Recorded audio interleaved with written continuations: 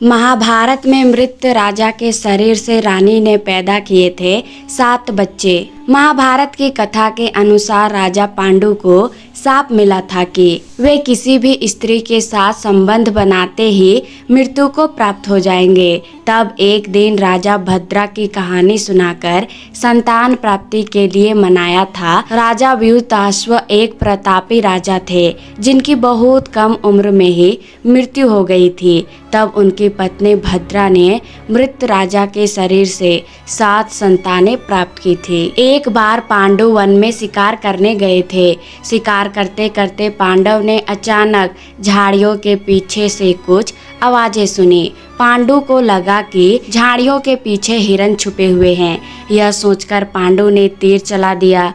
तीर लगते ही झाड़ियों के पीछे से पुरुष और स्त्री की पीड़ा भरी आवाजें आने लगी। स्त्री और पुरुष की आवाज सुनकर पांडु घबराकर घोड़ों से उतरे और उन्होंने झाड़ियों के पीछे जाकर देखा।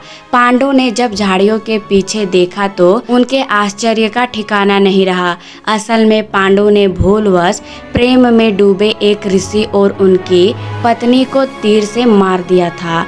मरते मरते ऋषि ने पांडु को श्राप दिया था कि जिस तरह उन्होंने प्रेम में मिलन कर रहे दंपति को मृत्यु दी है, उसी तरह पांडु अगर किसी भी स्त्री के साथ मिलन करेंगे तो उनकी तुरंत ही अकाल मृत्यु हो जाएगी। पांडु को श्राप देकर ऋषि दंपति दोनों ने प्राण त्याग दिए। पांडु परेशान होकर घर पहुँचे। पांडु ने अपनी दोनों पत्नियां माद्री और कुंती को यह पूरी घटना बताई। पांडु ने सब कुछ छोड़कर हमेशा के लिए वन में जाने की इच्छा जताई, लेकिन क्योंकि पांडु समझ चुके थे कि अब उन्हें शाप के कारण संतान प्राप्ति नहीं हो सकती, पांडु की निराशा देखकर दोनों पत्नियां ने भी पांडु के साथ जाने की जिद की।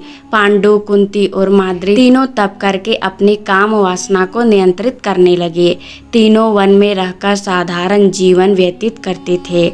तप करने के बाद भी पांडु के मन में संतान प्राप्ति की इच्छा रह सी आ रही थी। संतान प्राप्ति का कोई मार्ग न दिखते हुए पांडु ने कुंती को राजा वित्तशाह और रानी भद्रा की कहानी सुनाई। असल में राजा वित्तशाह चंद्रवंश के प्रतापी राजा थे। राजा व्यूताश्व के पिता का नाम राजा संखणन था। राजा वित्तशाह का विवाह सुंदर राजकुमारी भद्रा के साथ हुआ था।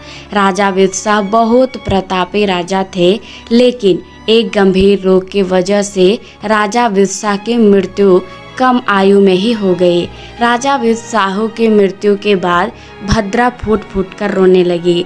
एक प्रतापी और दयालु राजा की पत्नी की ऐसी दशा देखकर देवता भी दुखी हो गए। तभी एक दिव्य आवाज ने भद्रा को चेतना देते हुए कहा कि वे मासिक धर्म काल के 8वें या 14वें दिन मृत राजा के शरीर से मिलन करके संतान उत्पन्न कर सकती है। राजा वित्तशाह एक प्रतापी राजा होने के साथ ही उन्हें बहुत सी सिद्धियों का ज्ञान भी था, इसीलिए उनके भीतर एक दिव्यता थी।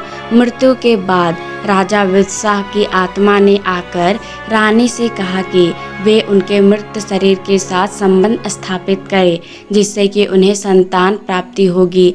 अपने पति की आवाज़ सुनकर रानी इस बात को मानने को तैयार हो गई। इस तरह मृत राजा के साथ संबंध स्थापित करके 7 पुत्रों की प्राप्ति हो गई। राजा पांडु ने जब कुंती को यह कहानी सुनाई तो कुंती ने प्रश्न किया कि राजा वित्तशाह की तरह वे अपने दिव्यता से संतान उत्पन्न क्यों नहीं कर सकते। इस पर पांडु ने कहा कि राजा वित्तशाह की तरह उनके अंदर इतनी दिव्यता नहीं है। यह कहकर पांडु दुखी हो गए। पांडु की बात सुनकर कुंती ने अपने मंत्रों की शक्ति का प्रयोग करने का निश्चय किया, जिससे उन्हें 5 देवताओं से पुत्र प्राप्त हुए। युधिष्ठिर, भीम, अर्जुन कुंती की मंत्र शक्ति से जन्मे, जबकि कुंती ने माद्री का सहयोग किया, जिनसे नकुल और सहदेव का जन्म हुआ। हालांकि राजा वित्तशाह के मृत शरीर से संतान प्राप्ति वाली कहानी को कुछ लोग महाभारत की मूल कहानी से अलग दंत कथा भी मानते हैं,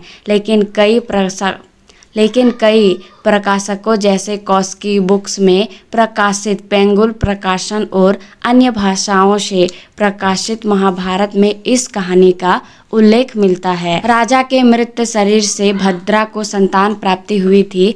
वही महाभारत के मूल कहानी में उल्लेख मिलता है कि राजा वित्साह को फिर से जीवन दान मिला था। इसके बाद उन्हें संतान प्राप्ति हुई। राधे राधे।